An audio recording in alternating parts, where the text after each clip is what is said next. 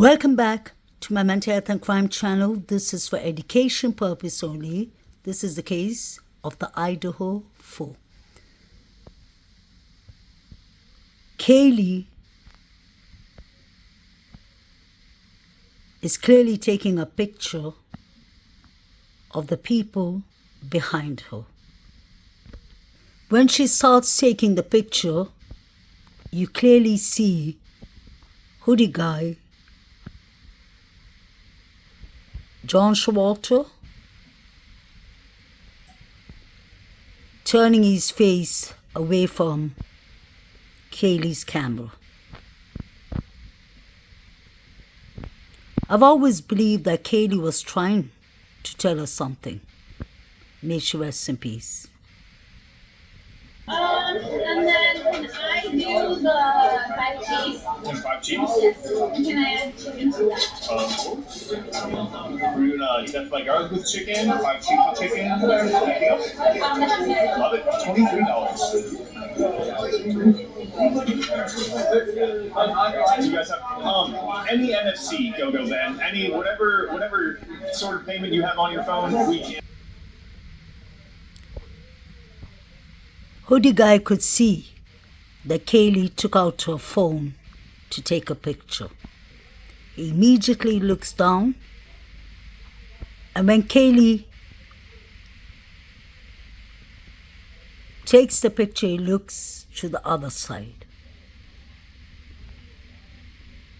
Was Kaylee trying to warn us? John Jack Showalter was thrown out of the corner club. And that happened definitely a couple of minutes before they came to the grub truck. He could have been actually waiting for the girls outside. I don't believe he was escorting the girls and looking after them. If you feel safe with someone, why would you run away from them? They ditched him at the grub truck. And that could have made him really upset. Because Jovito said it on social media. Somebody asked him, when Kaylee and Maddie left, what did Showalter said? And he said, F them, they ditched me.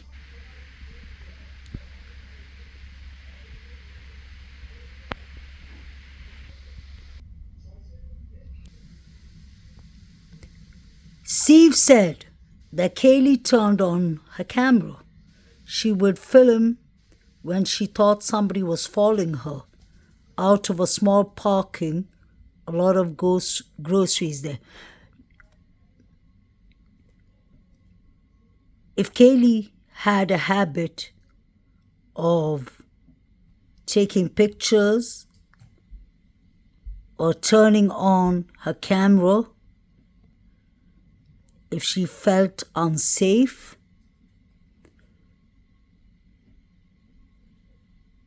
then that is a pattern of how she behaves. And strangely enough, Kaylee turned on her camera and recorded John Jack Showalter. Was Kaylee trying to tell us that the people behind me that I'm recording need to be looked into? Showalter looked very clean, tidy, and handsome when he was part of his frats.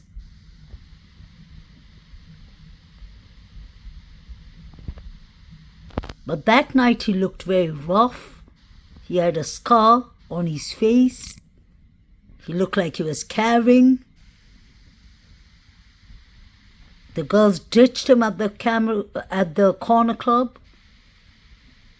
The grub truck actually. He passed the threat to Maddie. He said, you know we're going to get you for that, Maddie. We know he's a professional junior wrestler. We know he's a skilled hunter and he has access to K-bars. And he drove to Boise, Idaho to his parents' cabin that night.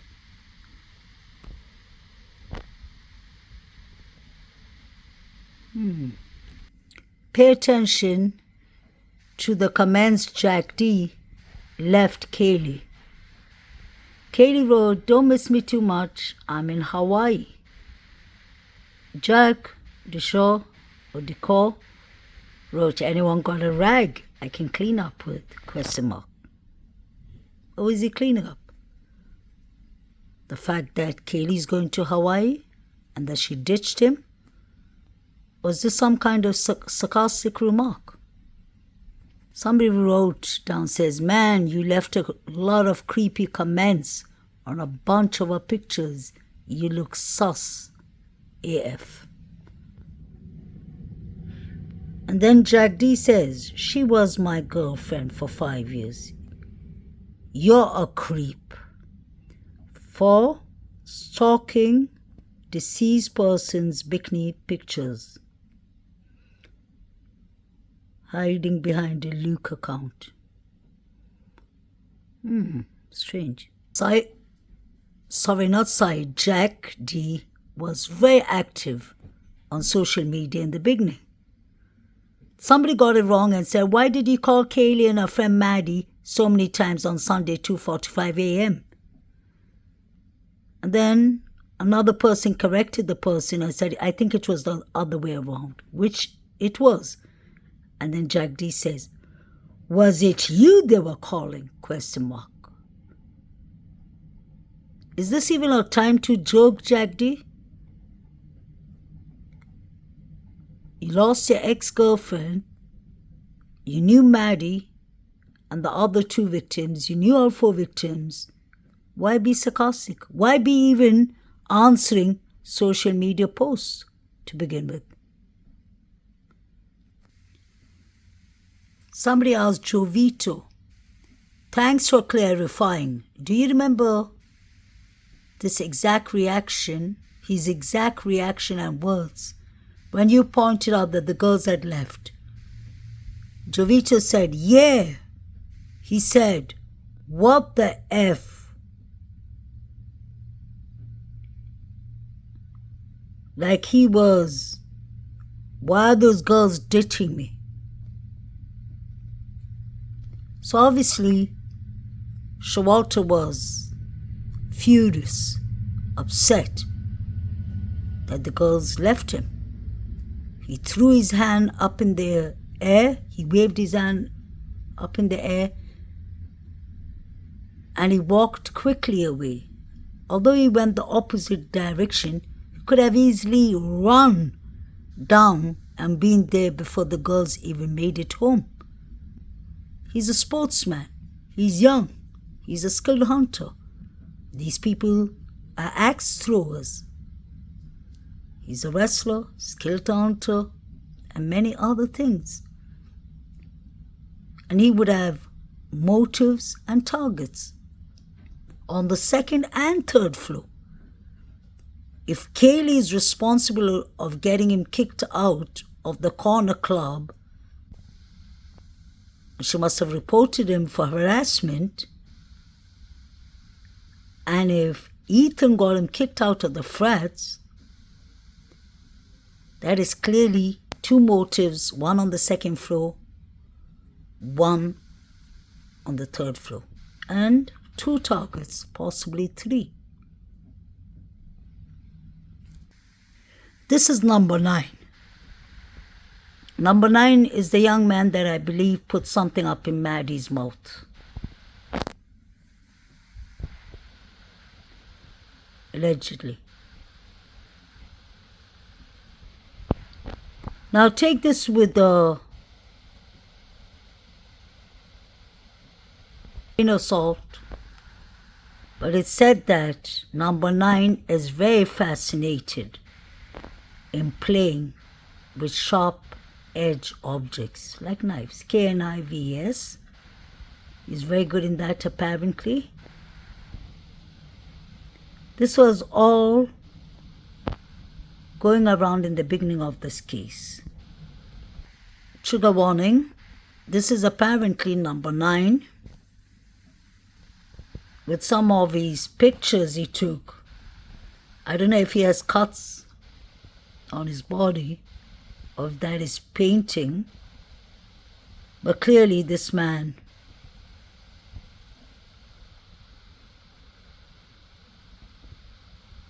has an interest for sharp-edged weapons. And the reason I'm mentioning him is because he was one of the last people to be seen at the grub truck with Maddie and Kaylee. And he clearly put something in Maddie's mouth, allegedly. Pay attention to that. We've never heard of Maddie fighting for her life. The face looks like him. He just has a goat beard there. Goatee.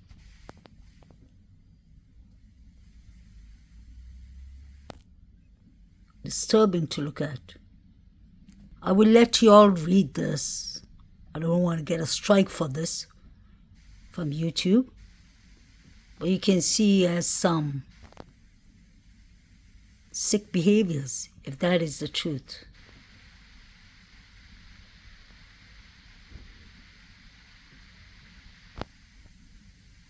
I wonder what he put in Maddie's mouth. Because that was definitely not a chewing gum. This is still number 9, trigger warning. And I'm not sure if that is red liquid or if that is paint that he put across his body. But this guy has a fascination with blood and sick behavior and slitting of people's T-H-R-O-A-T. These were the speculations and rumors going in the beginning, but you can clearly see that is number 9, and I've seen the pictures where I just had to hide the picture, hide his face. You can see that it's him. How many people had weapons in this university is a question. And how many people did actually use their weapons at this crime? In this crime is a question too.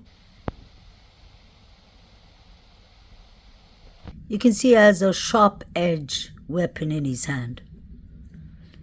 And we've seen Showalter with K-bars.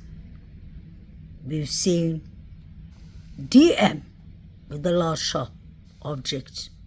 I've seen her in 3 separate pictures with different sharp objects in a hand, and she's had a couple of different masks on in different pictures. What kind of weird behaviors were these students in? Weapons, mask. The timelines don't match. Witnesses, the only witnesses are the surviving roommates, more like DM.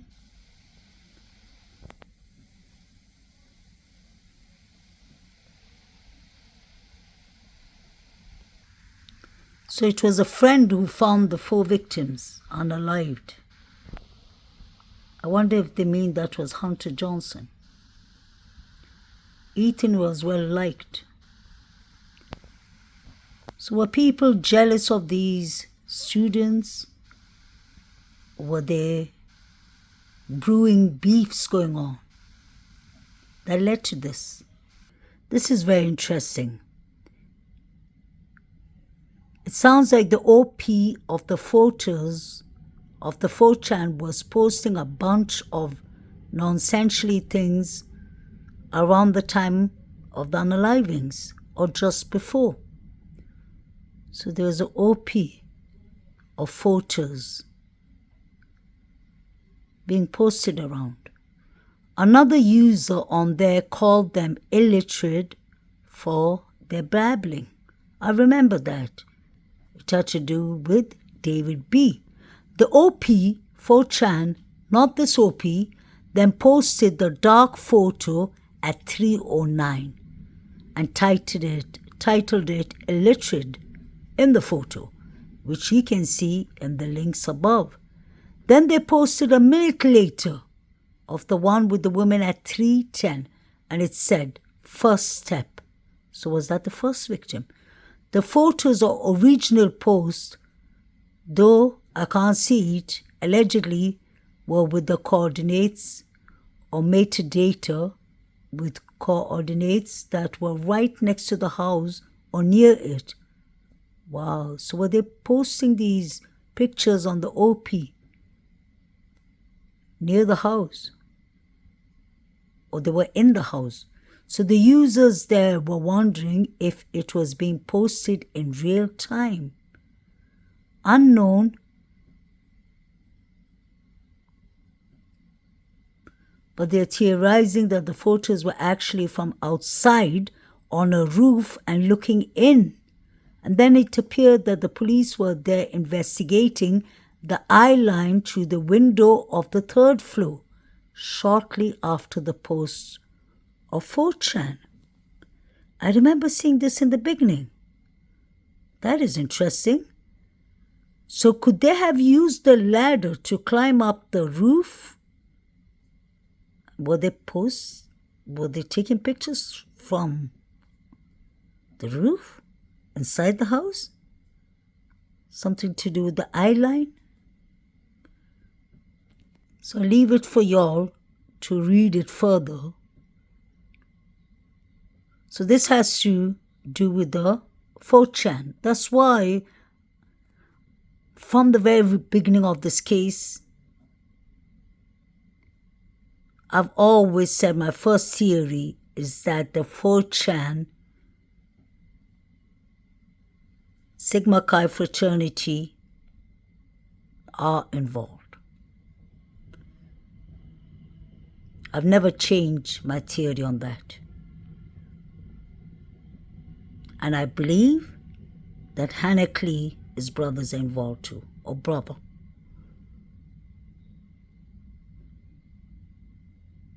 Because what was happening at the grub truck was clearly about the frat boys.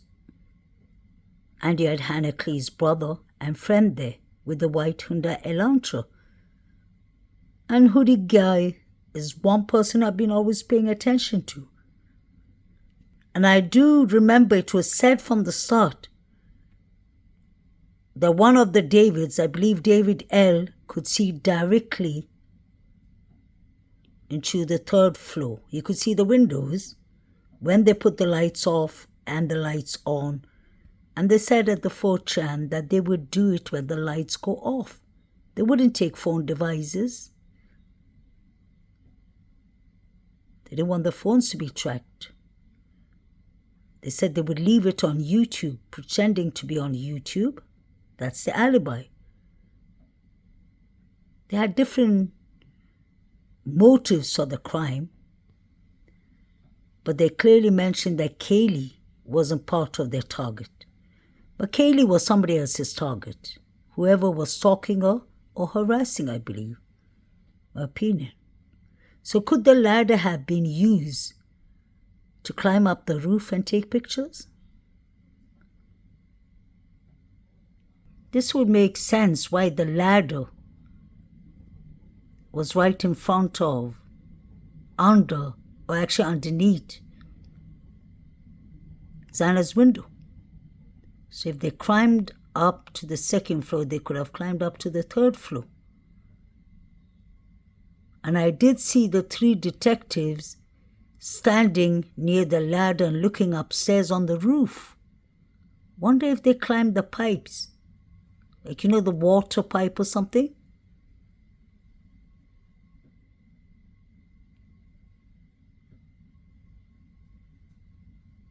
they didn't have to go to the 3rd floor. But yet again, they went to the 3rd floor. I believe the victims, the targets, were both on the 3rd and 2nd floor.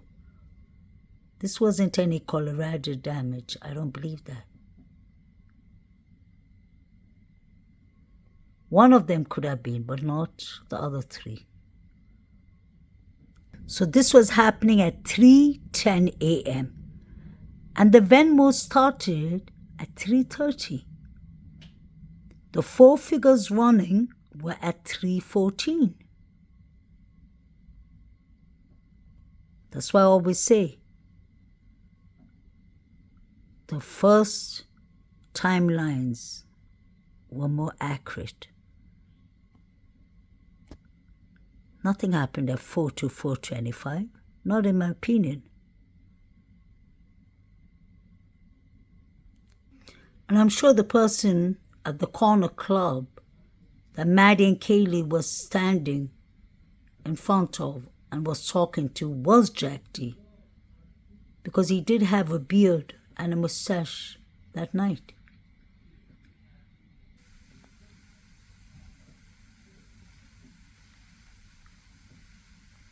He shaved off his beard and mustache, and his hair was colored black right after the unalivings.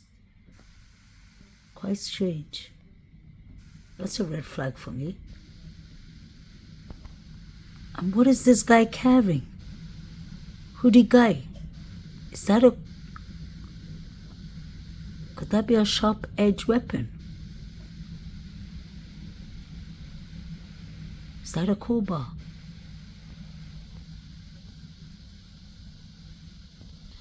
What is interesting is when number 9 puts something into Maddie's mouth and he's giving the cashier the ticket with the other hand. The grub truck manager says exactly at that time, people have fallen. People have fallen. Is that when something happened to Zan and Ethan?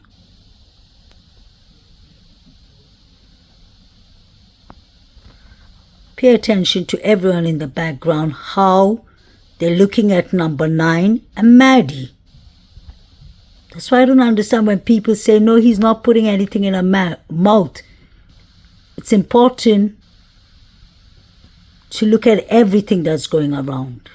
Don't just focus on his hand inside Maddie's mouth. Focus on the people around, how they're paying attention to Maddie.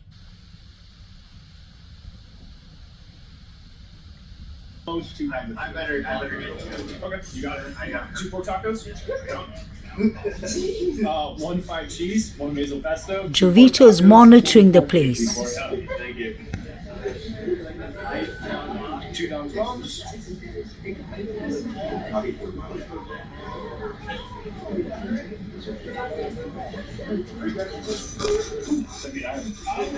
you. I'm gonna do this. Hold on.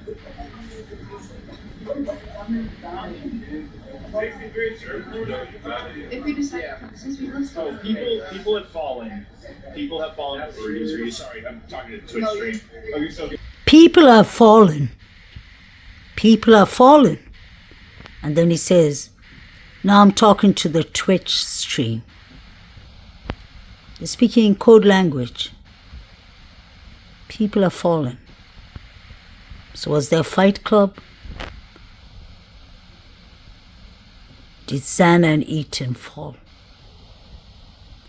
And then he plays Careless Whisper, a betrayal of a good friend by George Michael. Wow.